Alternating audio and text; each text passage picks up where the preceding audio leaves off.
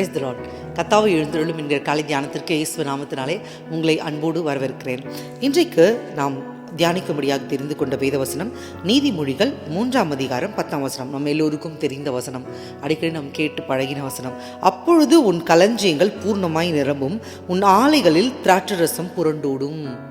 அதாவது உங்களுடைய கிச்சன் எப்போதுமே எப்படி இருக்கும் அப்படின்னா, ஒரு ஸ்மெல் வந்துகிட்டே இருக்கும் உங்கள் கிச்சனில்.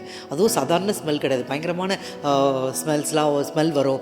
அதுக்கப்புறம் உங்களோட ஃப்ரிட்ஜில் எப்போதுமே உங்கள் டைனிங் டேபிளில் இப்படி நிறைந்து இருக்கும் அப்படின்னு சொல்லி இந்த வசனம் சொல்லுகிறது.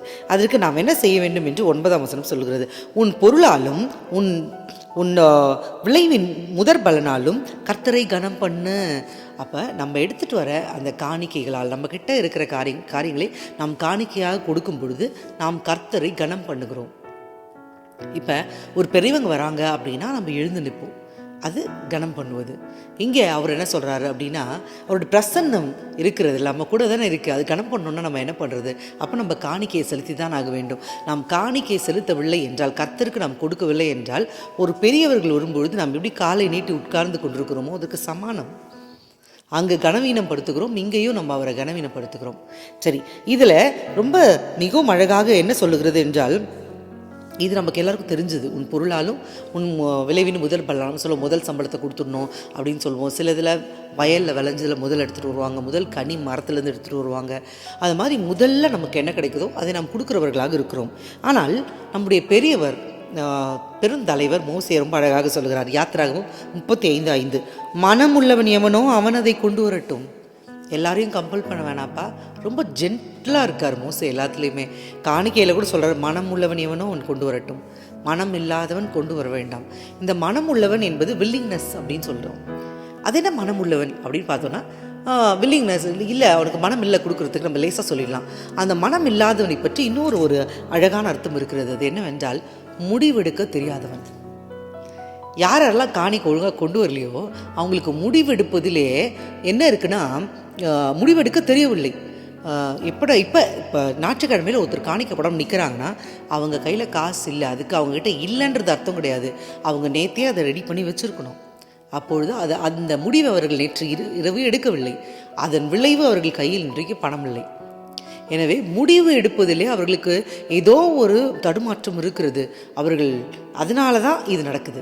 சில பேருக்கு இப்போ எனக்கு இவ்வளோ காசு தான் சம்பாதிக்கிறேன், இவ்வளோ தான் என்னோட பட்ஜெட், இதை விட ஜாஸ்தியாக போகுது, நான் கொடுத்துட்டேன்னா அவங்களுக்கு முடிவெடுப்பதிலே ஒரே தடுமாறுகிறார்கள். மனம் இல்லாதவர்கள் என்பது இந்த லிஸ்ட்லேயும் வருவாங்க. அதாவது முடிவெடுக்க தெரியாது. இந்த காலை தியானத்திலே கலந்து கொண்டிருக்கிற நீங்கள் முடிவெடுப்பது, இதுதான் வாழ்க்கையினுடைய சூட்சுமமே.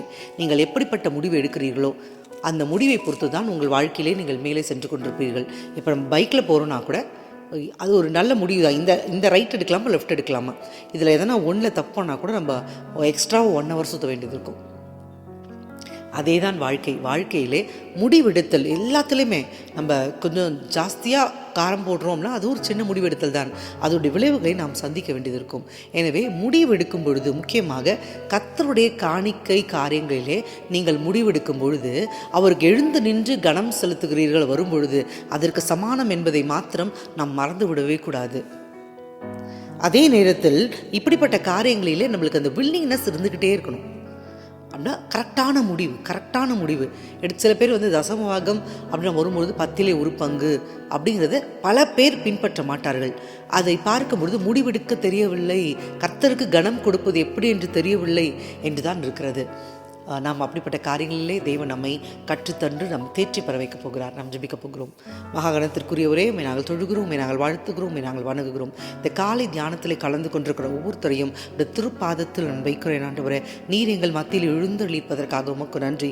நீர் எங்களை நடத்தி கொண்டிருப்பதற்காக உமக்கு நன்றி. ஆண்டவரே, இந்த தகப்பனே, முடிவெடுப்பதிலே யாரெல்லாம் ஆண்டவரே அந்த காரியங்களிலே தேர்ச்சி பெறாமல் இருக்கிறார்களோ அவர்கள் எல்லாரையும் கர்த்தர் நாங்கள் ஒப்புவிக்கிறோம். முக்கியமாக சிறு காரியமானாலும் பெரிய காரியமானாலும் முக்கியமாக உமக்கு கொடுக்கிற காணிக்கைகளிலே முடிவெடுப்பதிலே இவர்களுக்கு ஒரு தெளிவை கட்டளையிடுவீராக நீர் செய்வீர் என்று நாங்கள் விசுவாசிக்கிறோம். ஆண்டவரே, அதன் மூலமாக இவர்களுடைய களஞ்சியங்கள் நிரம்ப போகிறது.